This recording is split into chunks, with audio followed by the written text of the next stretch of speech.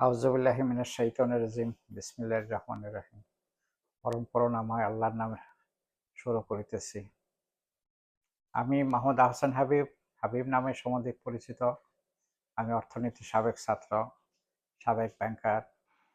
বর্তমানে আমি ইউএসএতে বসবাস করি এবং আমি এখানে একটা ফেডারেল জব বা সরকারি জব করি। আজকে আমি একটা বিষয় নিয়ে আলোচনা করব, সেটা হলো বাংলাদেশের শেয়ার মার্কেটে এনলিস্টেড শেয়ারটা হলো KPPL, full name Khulna printing and packaging limited. শেয়ারটা 2014 সনে লিস্টেড হয়, ক্যাটাগরি জেড এবং ইয়ার এন্ড জোন।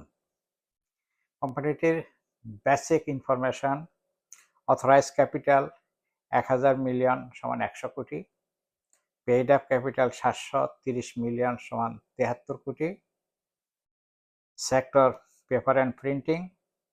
আমরা যদি লাস্ট 52 সপ্তাহের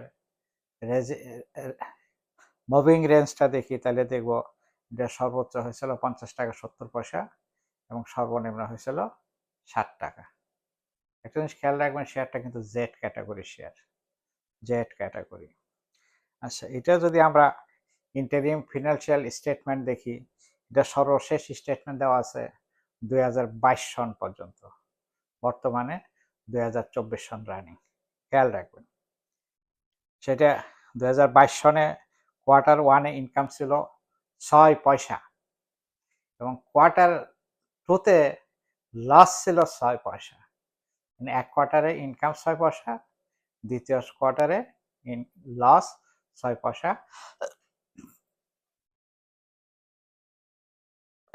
সরি, মিনস 2 কোয়ার্টার পর্যন্ত এর ইনকাম জিরো। এটা যদি আমরা আদার ইনফরমেশন দেখি তাহলে দেখা যাবে স্পন্সর ডাইরেক্টরদের শেয়ার হোল্ডিং হলো 39.76%, গভর্নমেন্টের 0%, ইনস্টিটিউশন 1.11%, ফরেন হোল্ডিং 0% এবং পাবলিক হোল্ডিং 59.13%। তাহলে এখানে আগে আমি অন্য একটা ভিডিওতে বলেছিলাম আপনার শেয়ার কেনার সময় দেখবেন যে স্পন্সরদের 30% বা তার মোর হোল্ডিং আছে কিনা। এখানে আছে, সেটা সন্তোষজনক, কিন্তু ইনস্টিটিউশনাল কোনো হোল্ডিং এখানে নাই, 1.11%। মানে যখনই দেখবেন কোনো ইনস্টিটিউশনাল কোনো হোল্ডিং নাই বা ভেরি পোর আছে, কম পরিমাণ আছে, তখন দেখবেন শেয়ারটা মৌলভিত্তির না, দুর্বল কোম্পানি। যখন দুর্বল কোম্পানির শেয়ার কিনবেন সেখানে লস হওয়ার সমূহ সম্ভাবনা থাকে। আমরা যদি এই কোম্পানিটা ট্র্যাক রেকর্ড দেখি তাহলে আমরা দেখব 2024 সনে কোনো এজিএম করে নাই, 2023 সনে কোনো এজিএম করে নাই, 2022 সনে কোনো এজিএম করে নাই, 2021 সনে কোনো এজিএম করে নাই এবং 2020 সনে দিছে 0.25%। 0.25%, 10 টাকা শেয়ার হিসেবে এইটা হলো মাত্র 2.5 পয়সা, মাত্র 2.5 পয়সা। আর এটা হলো যেহেতু 2022-এর সেকেন্ড কোয়ার্টারের পরে এর কোনো ইনকাম, লস, প্রফিট এটসেট্রা কিছু শো করে নাই, যার জন্য এর কোনো পিও রেশিও নাই। পিও রেশিও আমি এর আগে বলেছি, পিও রেশিও 15-16 অ্যাকসেপ্টেবল। যেহেতু কোনো ইনকামই তারা শো করে না, যার জন্য এর কোনো পিও রেশিও ক্যালকুলেশন করা বা স্টক এক্সচেঞ্জের পক্ষ থেকে ডিএসসি সিএসসি কারো পক্ষেই এই জিনিসটা দেওয়া সম্ভব না। আসলে কোম্পানিটা কি করে আমরা ভালো জানি না। যদি জানতাম, তাদের যদি আর্থিক অবস্থা ভালো থাকতো বা দেওয়ার মতো কিছু থাকতো, তাহলে তারা অবশ্যই এখানে 2022-এর পরে, সেকেন্ড কোয়ার্টারের পরে তারা 22, 23, 24 এসব জায়গা থেকে এজিএম করলে আমরা বুঝতে পারতাম এটা কতটুকু মৌলভিত্তি শেয়ার বা আপনাকে আমাকে কি করে, কি দেয়। যার জন্য আপনার ইনভেস্টমেন্ট, আমি শুধু সজাগ করার জন্য বলছি, আমার কাছে কোনো আলাউদ্দিনের চেরাগ নাই। আমি বলবো এই শেয়ারটা কিনেন, কালকে লাভ করবেন, 1 মাস পরে লাভ করবেন, 2 মাস পরে লাভ করবেন। আমি এই জিনিসটা নিশ্চিত গ্যারান্টি দিয়ে বলতেছি, আপনারা যদি মৌলভিত্তির শেয়ার কিনেন, এখন ডিসেম্বর এন্ডিং শেষ হয়ে গেছে, কেন কোনো কোম্পানির শেয়ার তারা ইয়ারলি ডিক্লারেশন দিয়ে ফেলছে, এখন মনে করবো ডিসেম্বর এন্ডিং এর কোনো শেয়ার কেনা দরকার নেই। যার যা আছে হোল্ড করুন, ডিক্লারেশন আসলে হয় বিক্রি করে দিবেন, আর যদি মনে করেন যে না আপনার লস হয় বোনাস বা ডিভিডেন্ড যা দেয় সেটা আপনি খাবেন। এই কিন্তু এখন আর ডিসেম্বর এন্ডিং এ কোনো শেয়ার আপনার কিনতে যাবেন না। আমরা দেখি মানুষ লাফায় কিনে, এটা এত পার্সেন্ট ডিভিডেন্ড দিচ্ছে, এটা এত পার্সেন্ট ডিভিডেন্ড দিচ্ছে, এই শেয়ারটা কিনলে পরে আমরা ভালো লাভ করবো, ডিভিডেন্ড খাবো, বোনাস খাবো, এটসেট্রা এটসেট্রা। এগুলা কখনোই ফাঁদে পা দিবেন। আরেকটা জিনিস বলি আপনাদেরকে, কোনো শেয়ার যদি আপনি হোল্ড করেন, সেটা সেকেন্ড কোয়ার্টার দেখার পরে শেয়ারটা কিনা শুরু করবেন। থার্ড কোয়ার্টারের ডিক্লারেশনের পরে আর ওই শেয়ারটা আর কিনবেন না। দেখবেন যা আছে হোল্ড করবেন। যদি মনে করেন থার্ড কোয়ার্টার ভালো করছে, তাইলে হয়তো ডিক্লারেশনে ভালো কিছু দিতে পারে।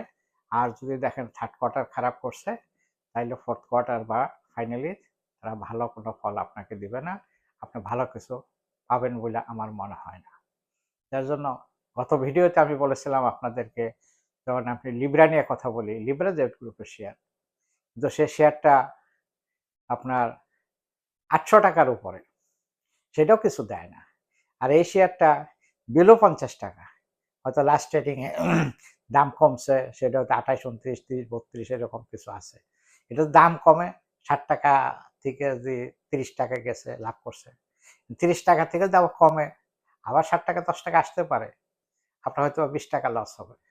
তো লিব্রা যদি ৮০০ টাকা থেকে ৬০০ টাকা আসে, আপনি ২০০ টাকা পার শেয়ারে লস করবেন, যার জন্য লসের পরিমাণটা অনেক বেশি হবে। একটা জিনিস, আপনারা যারা ছোট বিনিয়োগকারী ১০ লাখ টাকা বা তার নিচে বিনিয়োগ করেন, তারা সব সময় কম দামে বেশি পরিমাণ শেয়ার কিনবেন, বেশি দামের কম শেয়ার কিনবেন না। সবসময় খেয়াল রাখবেন কম দামে, এই ১০ টাকা, ২০ টাকা, ৩০ টাকা বা ১০০ টাকা রেঞ্জের মধ্যে যেসব শেয়ারগুলো আছে, সর্বোচ্চ ১০০ টাকা, এসব শেয়ার বেশি পরিমাণে কিনে যদি ১ টাকা ২ টাকা বাড়ে, তাইলেও দেখুন অনেক টাকা লাভ হয়েছে। আর বেশি দামের শেয়ার ১০ টাকা ২০ টাকা হইলেও কমিশন দেওয়ার পর দেখবেন আপনার হাতে কিছু থাকবে না। যার জন্য আপনাদেরকে বিশেষভাবে বলবো, যদি ভিডিওটা ভাল লাগে সাবস্ক্রাইব করবেন। বন্ধুমহল যারা আছে, যারা শেয়ার ব্যবসা করে বা করবে বলে চিন্তাভাবনা করতেছে, তাদেরকে শেয়ার করবেন। কোনো যদি উপদেশ থাকে তাহলে আমাকে কমেন্টসে ঘরে লিখবেন, আমি পরবর্তীতে সেটা সংশোধন করে নেওয়ার চেষ্টা করব। যার জন্য আমার কাছে আলাদিনের চেরাগ নাই যে আপনার আমি বলবো আর শেয়ারটা কিনবেন না। আমি শুধু সজাগ করতেছি, আপনাদেরকে সজাগ করার চেষ্টা করতেছি আপনারা কেমন শেয়ারে বিনিয়োগ করবেন আর কেমন শেয়ারে বিনিয়োগ করবেন না।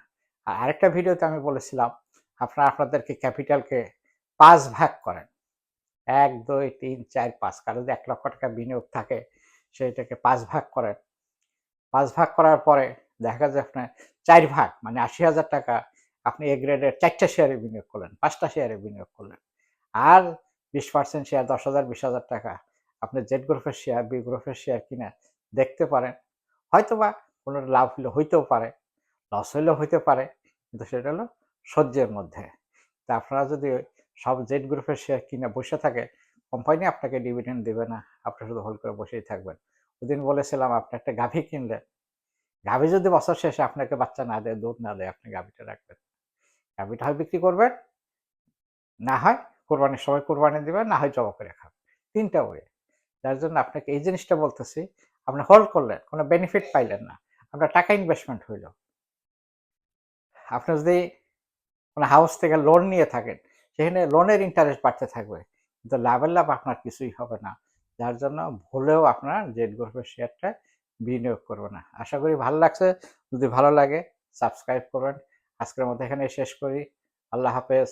আসসালামু আলাইকুম।